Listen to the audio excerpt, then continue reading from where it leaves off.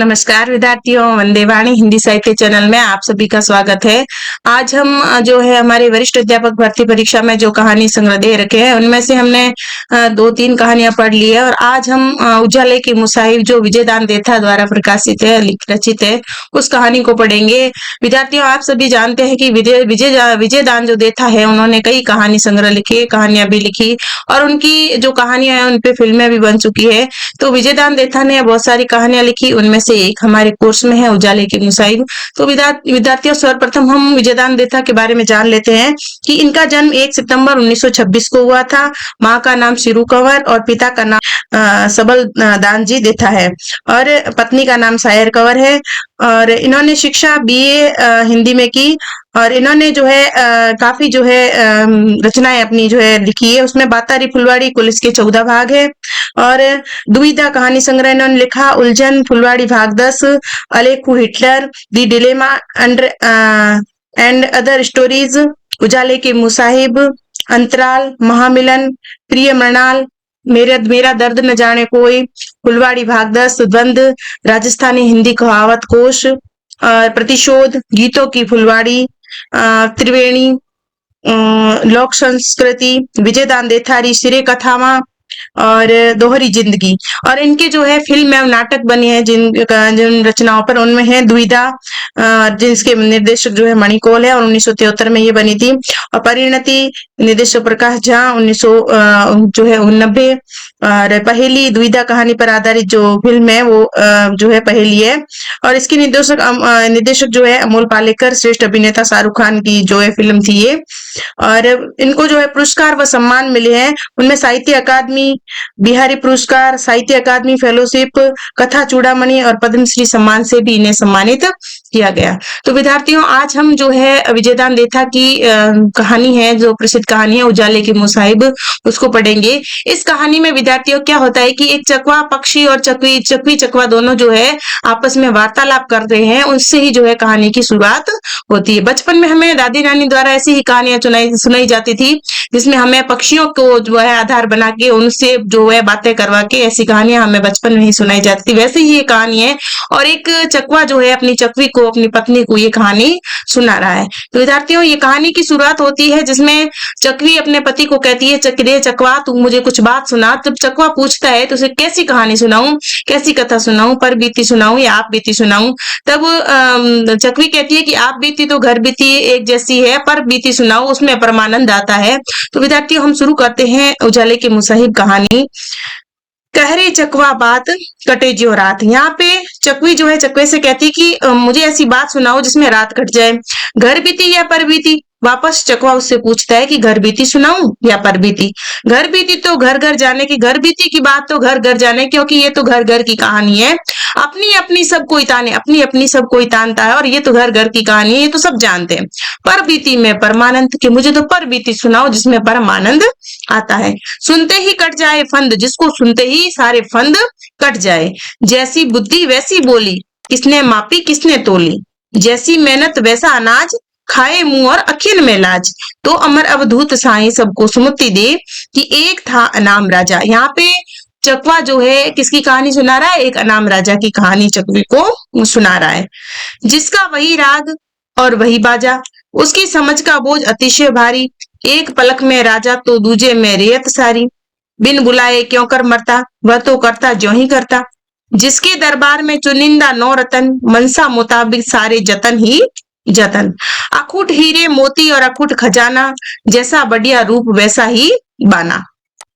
कहूं झूठ फिर भी सच मानो, कहूं साच तो उसे भी झूठ मानो। बताऊं रात फिर भी दिन मानो, कहूं दिन तो उसे भी रात जानो। विद्यार्थियों, ये ऐसी कहानी है जो अंधेर नगरी चौपड़ राजा वाली जो कहानी हम पढ़ते हैं वैसे ही है। इसमें एक राजा की कहानी है जो उसको जो है उसकी जनता है, उसकी प्रजा है, वो जैसा राजा आदेश देता है वैसे ही वो सब करती रहती है। तो विद्यार्थियों, ये चकवा चकवी के वार्तालाप से शुरू होती है। इसको एक बार हम पुनः पढ़ लेते हैं कि चकवा चकवी कैसे बात कर रहे हैं। कि कह रहे चकवा बात कटे ज्यों रात, घर बीती या पर बीती। घर बीती तो घर जाने, तो घर घर जाने।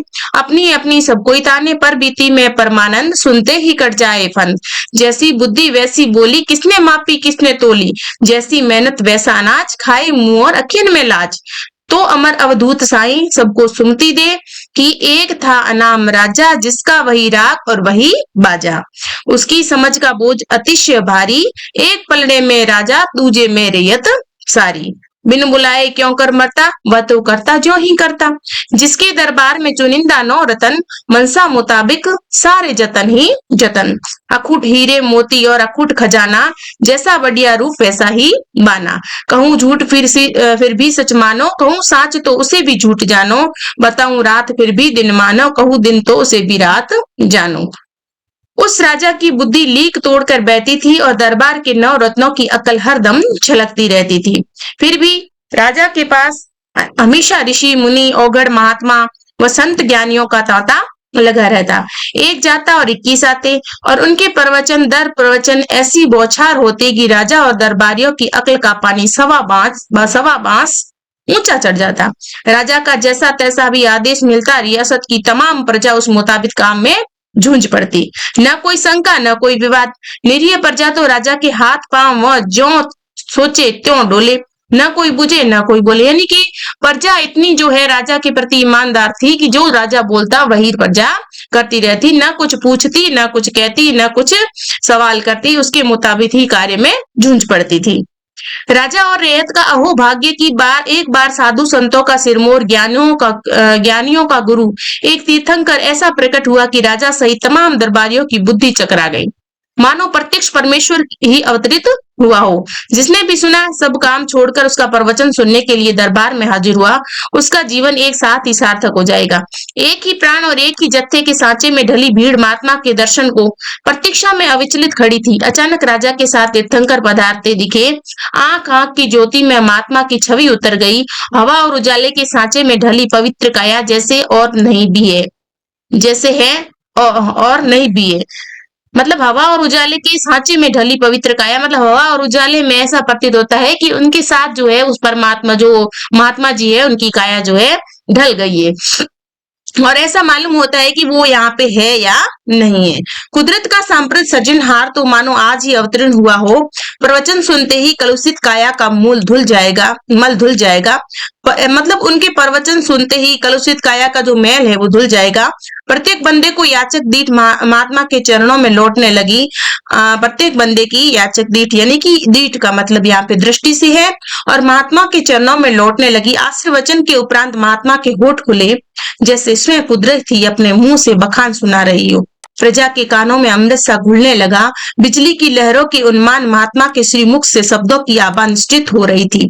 काले काले बहरे अंधियारे को मिटाकर तुम्हें संपूर्ण उजियारा जगमगाना है। केवल चिरंतन प्रकाश से ही मनुष्य जीवन सार्थक होगा। अंधियारे में आंधी सूझती है, उजियारे में सब कुछ स्पष्ट नजर आता है। निर्धूम आलोक आत्मा के सम्मुख झिलमिलाने लगता है, जिसकी ज्योत के दर्शन नितांत अंधा मानुष भी कर सकता है। अंधियारे में जीना निपट अखारत है, सम्यक उजाले में मरना ही श्रेयकर। इसलिए अंधियारे को हर घड़ी हर पल मिटाने का प्रयास करो और अनंत उजियारे की अखंड ज्योत जलाओ। अब महात्मा जी क्या प्रवचन दे रहे हैं कि अंधेरे को मिटाओ और जो है उजियारे की अखंड ज्योत जलाओ। अंधियारा मिटाने के लिए यहाँ पे जो है प्रवचन दे रहे हैं महात्मा जी। अधिक भागवत बांचने में कोई सार नहीं। इस बखान के बहाने तुम्हें सूरज की ये दिव्य किरण सौंप रहा हूँ। इसके चमत्कार से अभेद अंधियारे को मिटाने का प्रयास करना, तभी तुम्हारे अंतस्थ का अकुलिश उजियारे से साक्षात्कार होगा। पर ब्रह्मा की अनुभूति होगी। अंधियारा नरक की अमिट कालिमा है और अनित्य उजियारा स्वर्ग का प्रत्यक्ष रूप। जब तक सांस है मेरी बात को नहीं भूले तो सबका कल्याण होगा। प्रवचन के उपरांत राजा और समस्त दरबारियों ने हाथ जोड़कर बेहद निहोरे किए, पर महात्मा के ने प्रसाद ग्रहण करने की हामी नहीं भरी। मतलब प्रवचन जब महात्मा जी देके उठे तब उन सभी ने, राजा ने और प्रजा ने, दरबारियों ने बहुत हाथ जोड़े कि आप यहाँ से जो है प्रसाद ग्रहण करके जाओ, लेकिन उन्होंने इतने निहोरे यानी कि थोड़े करने के बाद भी उन्होंने हाँ नहीं भरी। बार बार एक ही उत्तर देते रहे कि राज्य का अंधियारा मिटने पर ही वे बिन बुलाए सर के बल चले आएंगे, तब तक वे इस धरती पर पानी की बूंद तक नहीं चखेंगे। वे जिस तरह अवरोहित हुए उसी तरह सपने की नाई अंतर्धान हो गए। वो महात्मा जी जिस प्रकार आए थे वैसे ही जो है अंतर्धान हो गए। उस राजा को तो बस कोई बहाना भर मिलना चाहिए था, फिर तो उसने दिमाग में जुगनू झिलमिलाने लगते। वर्षों के बाद ऐसा सुनहरा सुयोग मिला तो वह गुरुमुखी राजा दूसरे दिन ही राजा के 9 रत्न व दरबारियों के साथ बैठकर अंधकार को मिटाने की खातिर आमादा हो गए। सिंहासन, मुकुट और खजाना उसी दिन सार्थक होंगे जब चिरंतन प्रकाश की बधाई सुनकर महात्मा सोने के थाल में प्रसाद ग्रहण करेंगे। अब राजा को एक ही सनक लग गई कि हमारे जो है राज्य का अंधेरा मिटेगा, उसी दिन जो है महात्मा जी यहाँ सोने के थाल में प्रसाद ग्रहण करेंगे। राजा के अलावा किसमें इतनी बुद्धि है कि वह अंधकार मिटाने के उपाय सोच सके।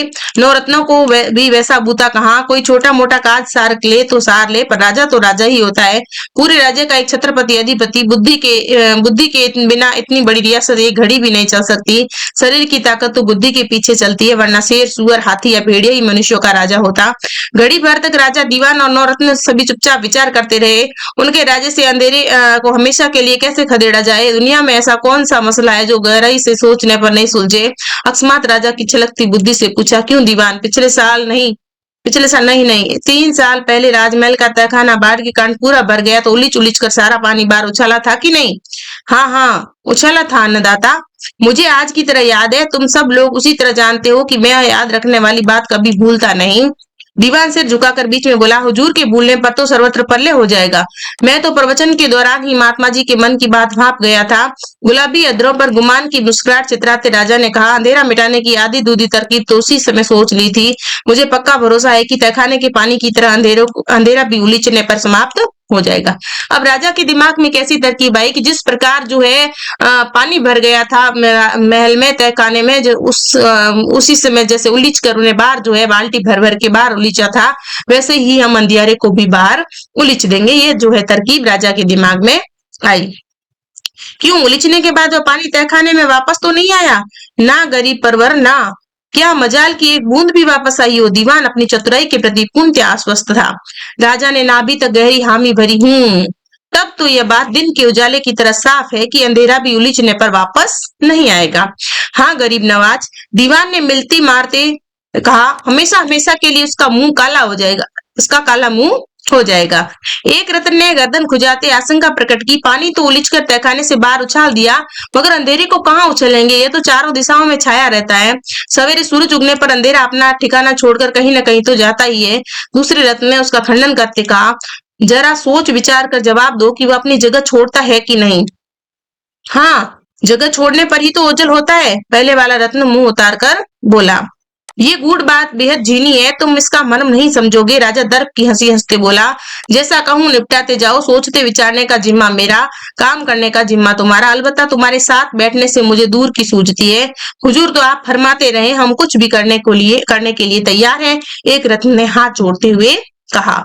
दीवान जी, सारे राज्य में घर घर डोंडी पिटवा दो कि इसी अमावस के शुभ मुहूर्त में दिन ढलते ही हर व्यक्ति अंधेरा उलीचने लगे, सो तब तक नहीं रुके जब तक उसका पूरा सफाया न हो जाए। राजा ने धमकाते कहा, किसी ने भी इस काम में ढिलाई बरती तो उसकी आंतें चील कौओं को फिकवा दूंगा। महात्मा जी को जितनी जल्दी भोजन का आमंत्रण दूं तभी मुझे चैन मिलेगा। क्योंकि राजा को ये बात सता रही थी कि महात्मा जी ने उनके यहाँ प्रसाद ग्रहण नहीं किया, और वह पूरी प्रजा में ये कहला चुके थे कि कोई भी जो है अंधेरा उलीचने में अगर ढिठाई बरतेगा, अगर काम नहीं करेगा, ढीला जो है काम करेगा, वो जो है ढिलाई बरती जाएगी तो उसकी जो आते हैं उसको चील कुओं को मैं फिकवा दूंगा। ऐसी जो है राजा ने घोषणा कर दी। एक रत्न ने वाजिब सुझाव दिया, हुजूर अंधेरा उलीचने के लिए यथा योग्य ठाव ठासन भी तो होने चाहिए। वही तो बता रहा हूँ, ज्यादा उतावली ठीक नहीं। राजा ने उसे झिड़कते हुए कहा, तुम समझते हो कि उलीचने के वासनों का मुझे ध्यान नहीं है। दीवान ने फिर वही रटी रटाई युक्ति चुपड़ते हुए कहा, अन्नदाता का ध्यान चूकने पर तो सूरज का उगना ही बंद हो जाएगा। राजा अपना गुस्सा भूलकर हिदायत के लहजे में बोला, जिसके घर में जो बासन हो उसी से उलीचने का काम करे। ज्यों ज्यों याद आते रहे सभी रत्न आपस में मिलजुल कर बर्तन बासनों के नाम बताने लगे। तगारी, हांडी, परात, कटोरा, कटोरी, घड़ा, मटकी, चरी, टोकरी, मूण। एक बुद्धिमान रत्न ने तुरंत बीच में शंका की, मूण तो काफी भारी होती है, आसानी से उठेगी नहीं। राजा ने खुलासा करते हुए पूछा, मूण भरी की खाली? भरी हुई गरीब नवाज। ना, तुम यही पर भारी भूल कर गए। अभिमान से छितरी मुस्कुराहट को दबाकर राजा ने गंभीर सुर में समझाते कहा, अंधेरे से भरी होने पर भी मूण में वजन तो रत्ती भर भी नहीं बढ़ेगा, क्योंकि अंधेरा नजर तो आता है पर उसका ठोस आकार नहीं होता। फिर तो हाथी की छाया हाथी जितनी भी भारी होनी चाहिए। दीवान के साथ साथ सभी रत्ना ने जयघोष किया, खमा घणी, खमा घणी। भला अन्नदाता के अलावा इतनी गहरी बातें और किसे सूझ सकती है। राजा के चिर अभ्यस्त कानों की खातिर अब कैसी भी खुशामद का कोई स्वाद नहीं रह गया। सुनी अनसुनी करके झुंझलाते कहा, यहाँ बैठे बैठे खम्मा घड़ी चिल्लाने से कुछ पार नहीं पड़ेगा। जितनी जल्दी हो सके सारे राज्य में डोंडी पिटवाने का इंतजाम करो। जिस घर के आसपास अंधेरा नजर आएगा उसे भरपूर दंड मिलेगा। दीवान ने झुककर बंदगी की। तीसरे दिन ही घर घर खबर न हो तो दीवानगिरी छोड़ दूंगा। दीवान ने झुककर बंदगी की। क्या कहा कि तीसरे दिन ही अगर घर घर में खबर नहीं होती तो मैं नहीं हो पाएगी तो मैं अपनी दीवानगिरी छोड़ दूंगा। पर उसे दीवानगिरी छोड़ने की कभी जरूरत नहीं पड़ी, बल्कि समय समय पर पुरस्कार से रुपये भी मिलते रहे। राजा के आदेश की अनुपालना में वो बेहद पारंगत था और उधर डोंडी का फरमान सुनने के बाद प्रजा ने भी कतई ढिलाई नहीं बरती। अमावस की सांझ गिरते ही जिसके हाथ में बासन पड़ा उसी से अंधियारा उलीचने में मुस्तैद हो गया। यहाँ पर आते आते चकवा किसी भी सूरत में अपनी हंसी रोक नहीं सका। खिलखिलाकर हंसी के साथ उसकी चोंच से चिंगारियां झड़ने लगी। हंसते हंसते ही कहने लगा, अब उस राज्य के सौभाग्य की क्या सीमा। 8 पहर 32 घड़ी फकत प्रकाश ही प्रकाश जगमगाएगा। इतने बरस ये छोटी सी बात भी किसी की समझ में क्यों नहीं आई। दुगना काम निपटेगा, दिया जलाने की आफत मिट जाएगी, तेल खर्च बचेगा सो नफे में। मगर चोरों के मन में सनसनी दौड़ गई। अंधेरा मिट गया तो उन्हें जबरदस्त हानि पहुंचेगी, पर राजा के आदेश की भला कौन अवज्ञा कर सकता है।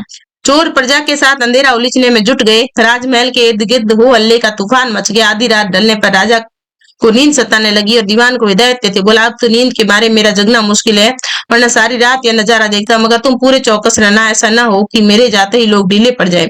नहीं अन्नदाता, सपने में भी कोई गुस्ताखी नहीं होगी, आप किसी बात की चिंता न करें।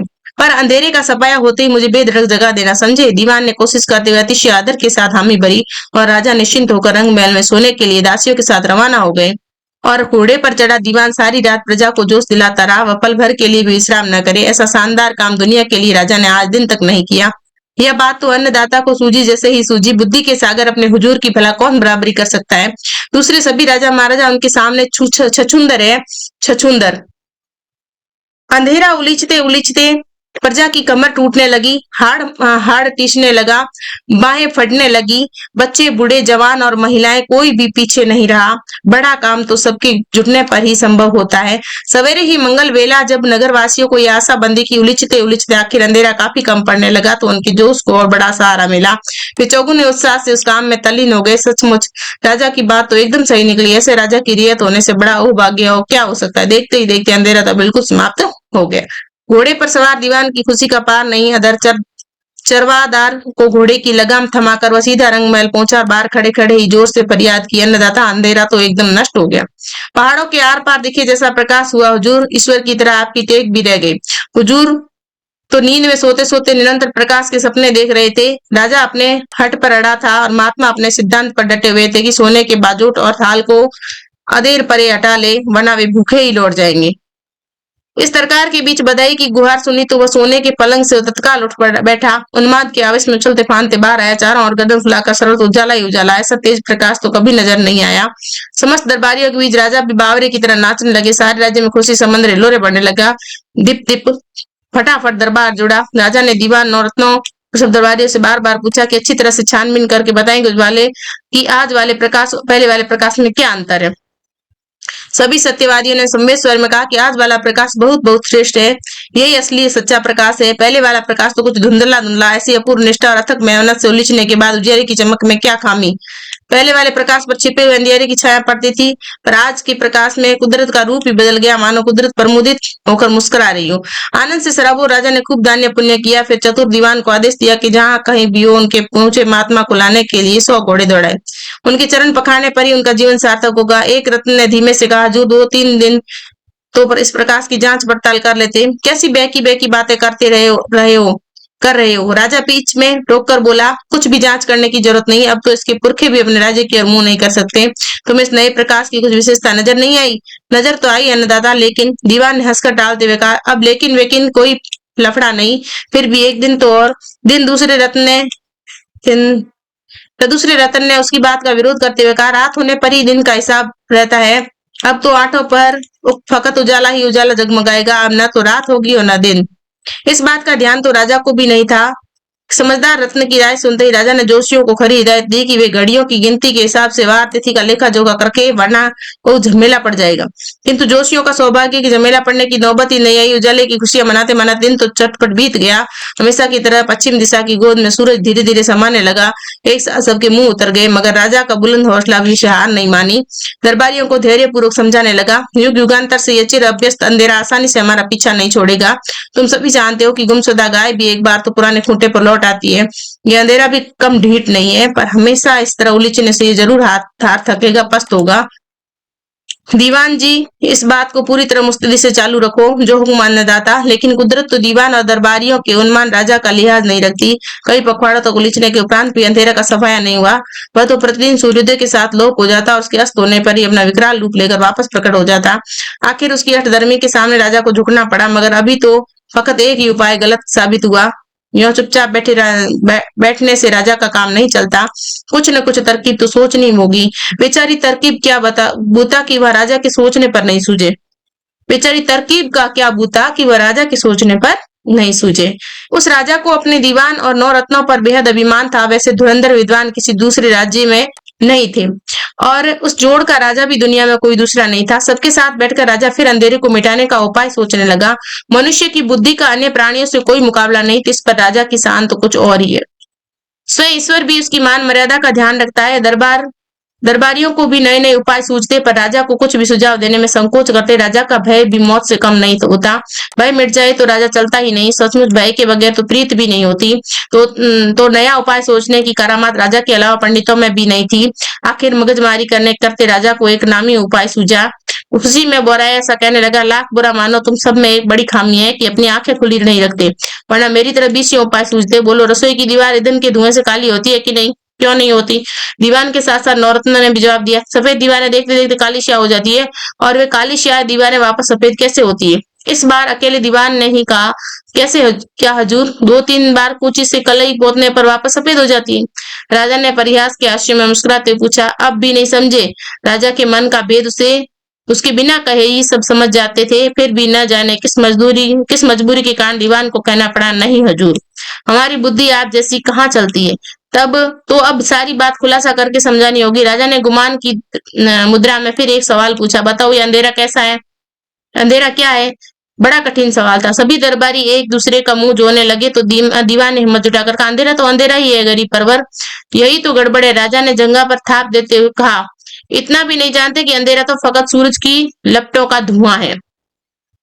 सभी दरबारी खुशी से उछलते बोले, हाँ अन्नदाता, अब कहीं सारी बात समझ में आई। यहाँ पे अंधेरा किसको कहा है? कि सूरज की जो लपटें होती है उसका धुआं जो है अंधेरा है। रसोई के धुएं की तरह अंधेरे को पोतने से वह सफेद हो जाएगा। स्वयं आश्वस्त होने के लिए राजा ने जोर से पूछा, बोलो, होगा कि नहीं? क्यों नहीं होगा हजूर, जरूर होगा। तो दीवान जी, आप सारे राज्य में फरमान भिजवाओ, जिम्मा तुम्हारा, देखो ढील ना हो। राजा के कहने पर ढील होने की गुंजाइश ही कहाँ थी। ढिंडोरा पिटवाने की पूरी तैयारी पहले ही कर ली थी। सो तीसरे ही दिन राज्य की प्रजा दिन अस्त होते ही कलई का घोल और कूचिया लेकर अंधेरे को पोतने लगी। फिर विश्राम का नाम ही नहीं, वही अंधेरा और वही कूचिया। आधी रात ढलने पर कृष्ण पक्ष की पंचमी का चांद गगन की कोख से बाहर आया तो धीरे धीरे चांदनी खुलने लगी। हाँ, इस बार यह उपाय कुछ कारगर साबित हुआ। कलई पोतने से अंधेरा थोड़ा थोड़ा सफेद होने लगा। कलई पोतने से अंधेरा थोड़ा सफेद होने लगा।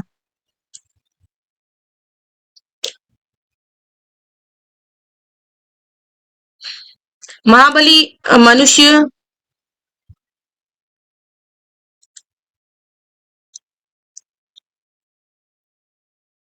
महाबली मनुष्य के हाथों प्रपंच करने पर ऐसी कौन सी बात है जो पार न पड़े। आखिर पुताई करते करते अंधेरा तो दीप दीप चमकने लगा। ऐसा उजाला तो पहले कभी नहीं हुआ। सूरज की धूप को भी मात कर देने वाला, मात करे जैसी पुताई। दीवान ने फिर रंग महल के बाहर खड़े होकर खुशखबरी सुनाई, अन्नदाता, यह उपाय तो जबरदस्त कामयाब रहा। फकत होली दिवाली पोतने पर भी सूरज की लपटों का धुआं सफेद झक हो जाएगा। राजा ने रंग महल के बाहर आकर देखा तो दीवान की बात पूरम पूर सही निकली। दमकते प्रकाश की ओर राजा से देखा तक नहीं गया। आंखें टमकाते टम कराते बोला, कुताई ज्यादा कर दी, आंखें चुंधी आ रही है। हाँ जहाँ पना भूल से हो गई। दीवान ने दीवान ने हाँ में हाँ मिलाते कहा, कुछ तो गलाई गाड़ी थी और कुछ बुताई। डरने की बात नहीं, ढांढस बढ़ाने की मनसा में राजा बीच में ही बोला, पहली बार भूल हुई है, हो जाती है, आगे ध्यान रखना। दीवान ने हाथ जोड़कर कहा, पूरा ध्यान रखूंगा गरीब परवर। शाबाश, अच्छी तरह ध्यान रखने से कभी कभी काम में खोट नहीं रहती। पर दीवान की चौकसी के बावजूद बुताई के काम में पूरी खोट रह गई। कुदरत को किसी का कुछ भी ध्यान नहीं था। हमेशा की तरह दिन अस्त होते ही अंधकार तो फिर प्रकट हो गया, वैसे ही यथा और वैसा ही काला श्या। सभी दरबारियों के मुंह सांवले पड़ गए और बुलंद हौसले वाले राजा हताश नहीं हुआ। चकवे से पूछा, ध्यान से सुन रही हो ना? चकवे ने चकवी से क्या पूछा? कि तुम ध्यान से सुन रही हो मेरी बात? उफ, बीच में रस भंग मत करो। चकवी ने चौंक कर कहा, दुनिया में एक ही ऐसा प्राणी है जो तुम्हारी बात को ध्यान से सुने। खाने पीने की सुध नहीं रहती और यह बात तो इतनी शानदार है कि कानों के बिना भी सुनी जा सकती है। बस तुम कहते जाओ और मैं सुनती रहूं, सुनती रहूं। चकवे ने चकवे के कंठ में जाने कितनी बातें बसी हुई है। जीवन सहचरी के मुंह से ऐसी प्रशंसा सुनकर उसके उत्साह का उफान आ गया। ठाठ से कहने लगा, कुछ दिन ठहर कर नवरत्नों को राजा ने अपने पास बुलाया। उन्हें काफी देर समझाने के उपरांत उसने अंत में कहा, यो निराश होने से काम नहीं चलेगा। तुम मेरे राज्य के 9 सूरज हो। थोड़ा दिमाग लगाओ तो बेचारे अंधेरे की क्या औकात जो तुम्हारे सामने टिक जाए। आज ही दिन उगने से घड़ी भर पहले तुम एक मामूली दिए की लो लेकर देखकर मुझे एक नई बात सूझी। बड़े गौर से समझने की कोशिश की।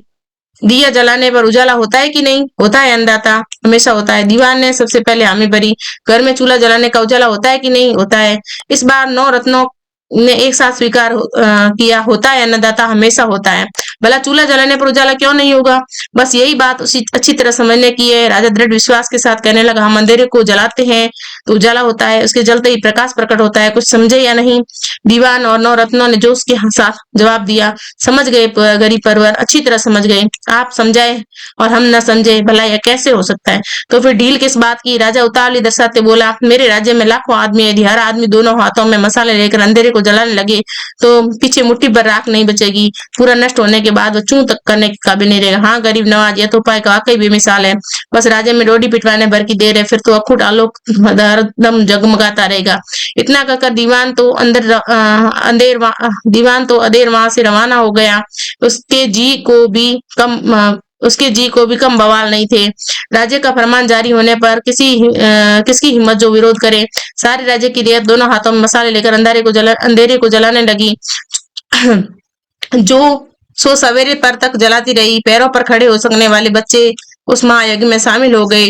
मनुष्य इतना प्रपंच करे तो कुछ भी असंभव नहीं। अंधेरा तो जलकर भस्म हो गया और आहा तक नहीं भर सका। राजा ने अपनी बात को प्रमाणित करने से आशीष से पूछा, क्यों दीवान जी, पहले की तरह यह उजियारा सूरज का प्रकाश तो नहीं है? राज दरबार के दीवान तो सवालों से पहले ही जवाब तैयार रखते थे। हाथ जोड़कर, नहीं जान पाना, हरगिज नहीं। बेचारे सूरज को ऐसे सूरज भी कहा। यह तो सांप्रत जले हुए अंधेरे का उजाला है। फिर उसने 9 रत्नों की ओर देखकर पूछा, क्यों आपको भी कुछ फर्क नजर आ रहा है कि नहीं? फर्क तो है ना, है, नजर क्यों नहीं आएगा? सॉरी। 9 रत्नों ने एक साथ गर्दनें हिलाकर जवाब दिया, इस तरह जला हुआ अंधेरा अब तो शायद ही जिंदा हो सके। दीवान और 9 रत्नों के अड़िग विश्वास ने राजा को भी अपने उपाय पर पुख्ता भरोसा हो गया। शायद दान पुण्य व निछरावल करने से भरोसा और भी दृढ़ हो जाता है। उस उद्देश्य से राजा ने दान पुण्य में कोई कसर न रखी और न निछरावल में। मगर कुदरत वामन पंडितों की नाई न दान पुण्य से राजी होती है, न दीवान व 9 रत्नों के उन्मान इनाम इकराम से और भिखारियों की तरह निछरावल से। वह तो अपनी मति से चलती है, अपनी गति से घूमती है। अपने निर्दिष्ट स्थान पर सांझ होते ही पूनम का चांद उगा। ओले ओले चांदने की आभा सर्वत्र फैलने लगी। दीवान, 9 रत्नों और दरबारियों ने सोचा कि अंधेरे को पूरा जलाने में थोड़ी खामी रह गई। 5-7 बार अच्छी तरह जलाने से राजा की तरकीब निसंदेह कारगर साबित हो गई। इसमें कोई मीन मेक नहीं। आखिर अंधेरे को जलाने का उपाय भी व्यर्थ हुआ। सभी दरबारियों के मुंह पर कालिक पुत गई, मगर राजा का तेजस्वी मनोबल रंच मात्र भी मलिन नहीं हुआ। नया उपाय सोचने में सिर खपाने लगा। भला ऐसी कौन सी गुत्थी है जो मनुष्य के चाहने पर न सुलझ सके? कुछ दिन अकेले सोचते सोचने एक नई युक्ति सूझी और सूझते ही स्वयं आश्वस्त होने के लिए समस्त दरबारियों की विशेष बैठक बुलाई। दीवान और 9 रत्नों को अपनी समझ पर भले ही अविश्वास हो, किंतु राज्य के एक छत्र अधिपति की सूझबूझ पर उन्हें 21 आना भरोसा था। राजा ने भिड़ते ही उनसे पूछा, बोलो, हाथी में जबरदस्त ताकत होती है कि नहीं? होती है अन्नदाता, उसे बेजोड़ ताकत होती है। फिर भी सांकल से बांधने पर उसे काबू किया जा सकता है कि नहीं? किया जा सकता है अन्नदाता, बछड़े की तरह काबू किया जा सकता है। तब इतना परेशान होने की क्या वजह है? सूरज अस्त न हो तो अंधेरे भी न हो, पतली पतली किरणों की रस्सियों से बांधकर हम सूरज को एक जगह रोक लें तो निरंतर प्रकाश होगा कि नहीं? होगा अन्नदाता, जरूर होगा। दीवान ने मस्तक नवाते हुए कहा, लेकिन इसके लिए सारे राज्य में ढिंढोरा पिटवाने की दरकार नहीं। सूरज की किरणों को तो सूरज के वासी ही जकड़ कर बांध लेते हैं। वे हुजूर के तप तेज की तुलना में बेचारे सूरज की क्या औकात। ज्यो ज्यो शासन की बागडोर ढीली पड़ती गई, दीवान की चाटुकारिता की सीमा का अतिक्रमण करने लगी। पर कुदरत न किसी राजा की खुशामद करती है और न उसका अंकुश मानती है। वह तो अपनी मति से चलती है, अपनी गति से घूमती है। शहर के तमाम नागरिकों ने सूरज की किरणों को बांधने का खूब प्रयास किया, पर सब अकारत। न उसके तपोतेज में कुछ खामी पड़ी और न उसके नित नेम में। वह तो हमेशा ही की तरह समय पर पश्चिम दिशा में डुबकी लगाकर अधिक हो जाती है और उसके अधिक होते ही अंधेरा सांवला रूप धरकर धीरे धीरे प्रकाश में व्याप्त होने लगता है। इस बार राजा को अंधेरे के सामने पस्त होना पड़ा। न दरबारियों की खुशामद काम आई और न नवरत्नों की सूझबूझ। तत्पश्चात राज्य का एकमात्र अधिष्ठाता होते हुए राजा ने विख्यात पंडितों को बुलाकर पूछा, आज दिन तक मेरा कोई उपाय अखारत नहीं गया। इस बार यह क्या अनहोनी हुई? मेरे नक्षत्र अचानक इतने खराब कैसे हो गए? अच्छी तरह पंचांग देखकर इसका मायना बताओ। राजा ने पूछा तो पंडितों को मायना बताना ही था। स्वामी के आदेश की अवहेलना कैसे करते? पंचांग में काफी देर नजर गड़ाकर उन्होंने पुख्ता दिनमान बताए। अंत में क्षमा मांगते हुए अरदास की, गरीब परवर, इसके लिए आपको एक टोटका साड़ना होगा। शंकर भगवान के नंदी जितना प्रचंड खरे सोने का सांड दान करके हुजूर को 7 दिन का अखंड मौन रखना होगा। मेरा तो पेट ही फट जाएगा। 7 दिन का मौन? हाँ गरीब नवाज, पूरे 7 दिन का मौन, एक घड़ी भी कम नहीं। अच्छा, पंडितों के ज्ञान से प्रश्न होकर राजा ने माकुल सवाल पूछा, किसे दान करना होगा? गरीब गुरबों को नहीं, करुणानिधान पंडितों को। नंदी का स्वर्ण दान तो हमेशा पंडितों को ही दिया जाता है। फिर हुजूर के लिए दया माया तो गणेश भगवान के चूहे का दान है। चूहे का दान। खूब, बहुत खूब। दयावंत राजा ने पंडितों को बीच में टोक कर कहा, गणेश भगवान भी किस रूप में कम है? शंकर जैसा अघोर पिता और पार्वती जैसी ममता मई माँ। क्षमा खणी अन्नदाता, क्षमा गणी, आपसे क्या छिपाया, आप तो सर्वत्र है। एक मामूली सी अरदास आपके चरण कमलों में प्रस्तुत करना चाहते हैं कि नगर के भीम तालाब में 7 से सवा हाथ नीचे 7 घोंसले खुदवाने का श्रीमुख से आदेश फरमाए गरीब परवर। जब उन घोंसलों में शकुन चिड़िया अलग अलग अंडे देगी, तब आपका कोई भी उपाय व्यर्थ नहीं जाएगा। फिर तो सूरज को हथेली में खिलाए या अन्नदाता की मर्जी, चांद को ठोकर से उछाले तो हजूर की इच्छा। बात के बीच में सहसा चकवे ने यूं ही खिंचाने की मंशा से पूछा, रात अब ढलने पर है, तुझे नींद तो नहीं आ रही है? तुझे नींद तो नहीं आ रही है? तब पति की अक्ल पर गुमान करते चकवी बोली, ऐसी उम्दा बात सुनकर तो नींद की भी ऊँग उड़ जाए। फिर भला मेरी पलकें क्यों कर झपक सकती है? अपनी समुद्र वाणी में चकवा आगे कहता है, राजा को अपने पंडितों के पंचांग पर पक्का भरोसा है। उस शुभ दिन की मंगल वेला से ही हजारों हजार चाकर तैनात हुए, तो आज दिन तक उस भीम तालाब के पानी में 7 घोंसले खोदने का अविरल प्रयास कर रहे हैं। जाने कब पानी में घोंसले खुदे, कब शकुन चिड़िया उसमें अलग अलग अंडे दे, और जाने कब राजा का उपाय सफल हो। पंडितों के ज्ञान पर राजा को पूरा भरोसा है। यह टोटका संपन्न होने पर उसके राज्य में चिरंतन प्रकाश जगमगा उठेगा। मनुष्य की आस्था और विश्वास बड़ी बात है। हम पंछी जानवरों की क्या आस्ती, उसके विश्वास पर संदेह करें। बस इतनी सी बात और इतनी सी रात। ऐसा कह के चकवे ने अपनी बात पूरी की। इतनी सी बात थी और इतनी सी रात। अब सो जाएं तो बिना सोने ही राजा के शानदार सपनों का सुराग लगा लूंगा। यह तो उसकी जागते समय की कहानी है। तो विद्यार्थियों, कैसी लगी आपको कहानी? इसमें राजा ने जो है कितने उपाय किए जो मतलब बिल्कुल भी निहायत उपाय थे। पहले उन्होंने उजाले को जो है अंधेरे को जो है उलीचने का प्रयास किया, फिर उसे पोतने का प्रयास किया, फिर उसे जलाने का प्रयास किया। ऐसा करके फिर उन्हें साकल से बांधने का प्रयास किया, लेकिन जो है अंधेरे को वो बांध नहीं पाए। फिर पंडितों के द्वारा कहे हुए उस जो उपाय को करने में उसकी जो है पूरी जो है जिंदगी बीत गई। मतलब कि उनकी आने वाली पीढ़ी ने भी ये कोशिश करते रहे, लेकिन वो 7 घोंसले खोदने का अविरल प्रयास करते रहे। जाने कब वो घोंसले खुदेंगे और कब शकुन चिड़िया उसमें अलग अलग अंडे देगी, और जब कब राजा का जो है उपाय सफल होगा। पंडितों के ज्ञान पर राजा को भरोसा था और उस टोटके को करने में जो है वो सारी जो है अपनी ताकत लगा दी। और जो मनुष्य की जो आस्था और विश्वास है वही बड़ी बात है। इसमें जो है किसी को कोई संदेह नहीं करना चाहिए। ऐसा जो है चकवा अपनी चकवी को कह रहा है। तो विद्यार्थियों, ये थी हमारी कहानी उजाले की मुसाहिब। इससे आगे की जो कहानी है वो हम अगली क्लास में लाएंगे आपके सामने। तब तक के लिए धन्यवाद।